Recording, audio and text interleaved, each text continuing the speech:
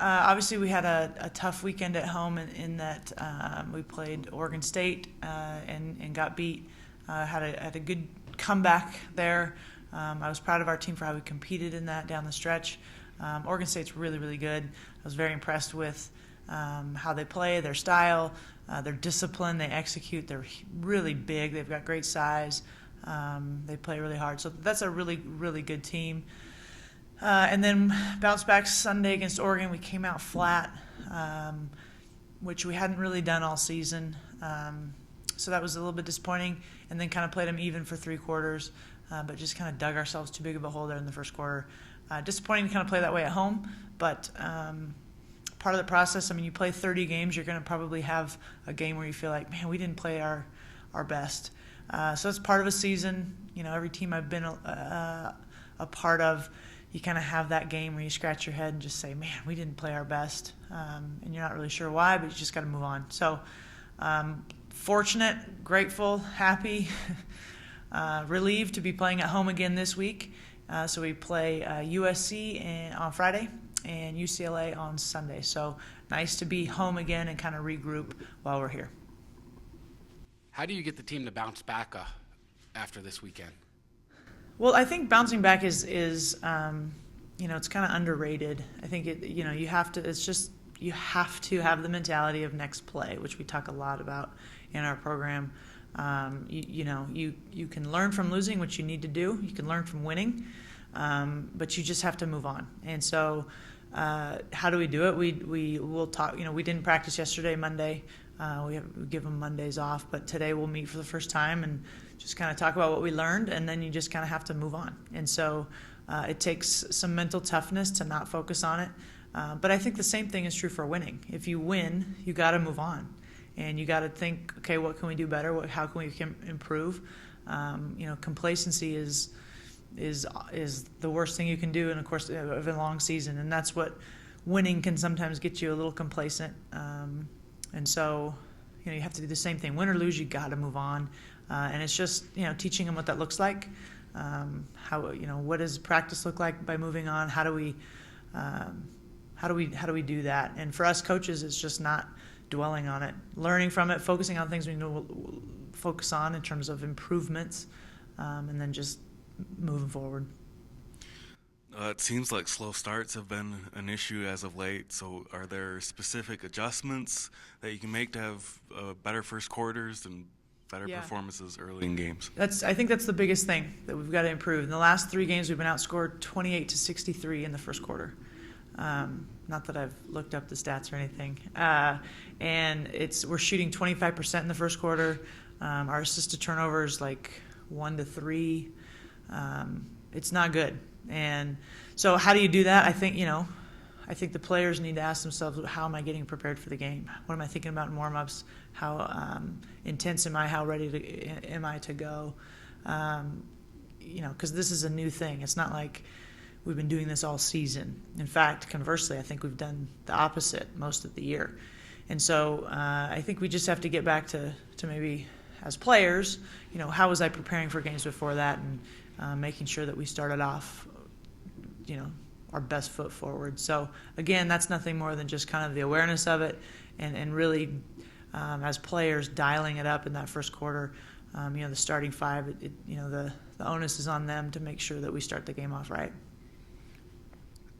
Expanding on that a little bit, even though you're starting off flat in that first quarter and you're digging yourself a little bit of a hole, one of the biggest differences in this team that I've seen this year is there's no give in this team. They will fight to the last minute, whether they're down 15, 17, 3. They are going to fight and battle all the way to the end. Is that a Lynn Roberts signature team right there? I hope so. I would love that.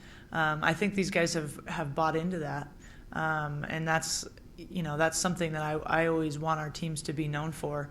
That and I've said this before. You may beat us, but it's going to be really hard to do so, and we're never going to quit, and we're going to make it really hard.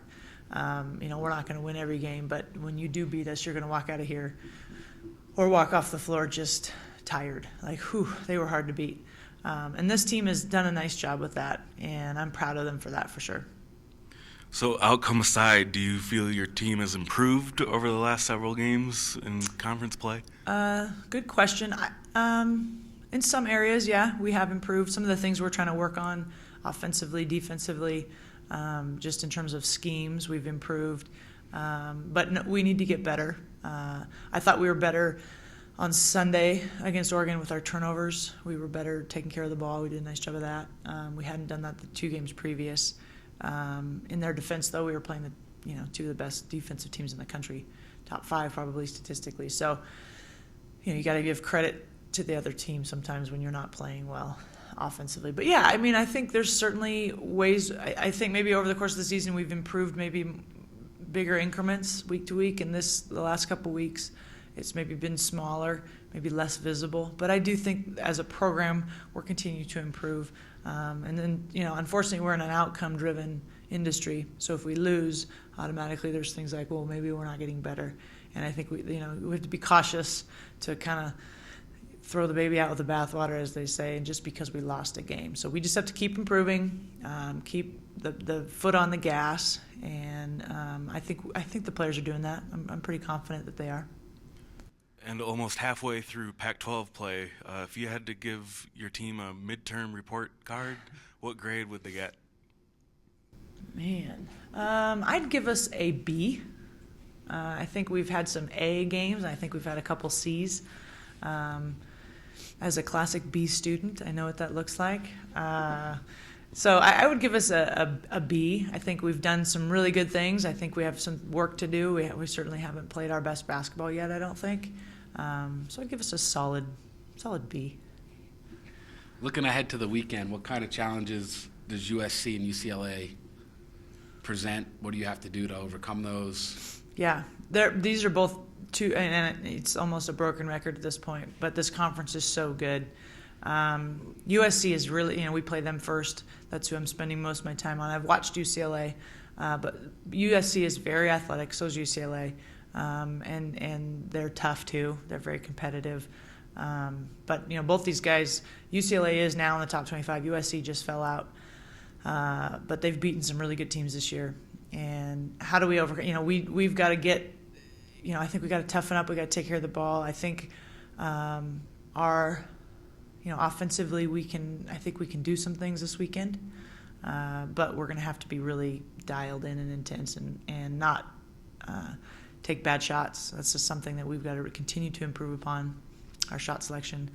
So, because you take a bad shot, it's almost like a live turnover. In athletic teams that can get out and run, they'll turn that into points quick. So as I've told my team, rather than take a bad shot, I'd almost rather you kick the ball out of bounds so we can get back and get our defensive set. So against USC and UCLA, it'll be the same thing. We've got to take great shots because they'll convert on those, take care of the ball. USC really can get out and pressure, and UCLA does too. Both these teams, I think, they're going to bring some defensive pressure that similar to like Arizona State, and we're going to be able to have to handle that, or it's going to be tough. And for the blackout game last Friday, there was a nice atmosphere. Is that a move in the right direction in terms of the home environment you want to build here in Salt Lake City? Yeah, it's been the attendance and the atmosphere has been incrementally getting a little bit better and better, and it's really fun to see. And I know I speak for my players when I say it makes a difference. It really does. And it's particularly the blackout game against Oregon State. That was a fantastic environment. There's a lot of people, and they brought some energy to Huntsman. It wasn't just, quiet, sitting there fans. They were into it, which is fun. But as a former player, and I know players feel the same way, it really does make a difference. When you're trying to come back or whatever, like we talked about, having fans behind you makes a huge difference. And for us to get where we want to go as a program, and I'm talking big picture, we need to have a home atmosphere. And, every program that has sustained success has home atmosphere. And so I'm pleased with where we're heading. I appreciate the hard work of all the people in the department that are getting behind us. It's a team effort. It's not just our women's basketball staff or whatever. It's everybody, and everyone's getting behind it, and it's huge, and we really appreciate it, but we just want to keep building. And then you had your first live event for your coaches show last night, another component of getting out in the community. So, and your next one's on February 15th. So can you talk about how that component of promoting your programs helped? Yeah, and again, that speaks to just kind of everybody getting behind what we're trying to do, and So we've been having the coaches show Monday nights in studio, and those have been really fun, and we've had different players on, and it's been a fun kind of brand awareness out there. My show is right after Coach K's show on Monday nights. And I've had a lot of feedback in the community from people like, hey, I heard your show, I like your show, listen to your show, which is fantastic. That's what, that's the brand awareness we want and need.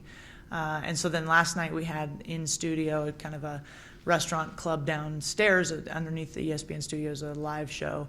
We had, over probably 150 people there, and the band was there, and it was really a fun atmosphere. But I think, for our players too, I think they're starting to sense like, hey, this is pretty cool. People are tracking us, and all that does is motivate you as a player to work a little bit harder, do a little bit more, make people proud, and that's what I've always said. I want everyone to be proud of our program, and we're getting there. And so the next live show, February 15th, is what we said. So hopefully we can get even more people out there and really continue to generate some excitement. Thanks a lot, Coach. Thank you.